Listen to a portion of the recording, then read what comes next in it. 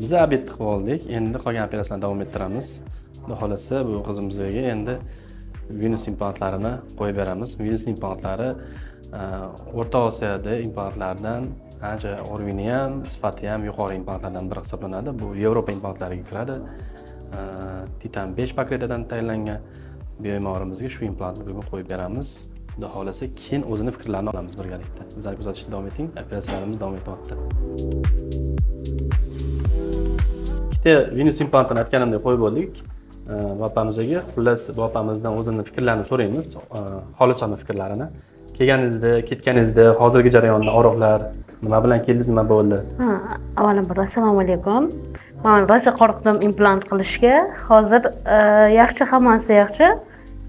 Endi ko'ramiz, xudo xolasa. Endi ham og'rimaydi, xudo xolasa. Og'riqlar bo'lmadi, yaxshi. Baraka toping. Rahmat. Bizda hamma shu og'riqsiz bo'lganligi uchun va ideal bo'lganligi uchun operatsiyalarimiz uchun hamma shu yerga tashrif buyurishadi. Sizlarni kutib qolamiz.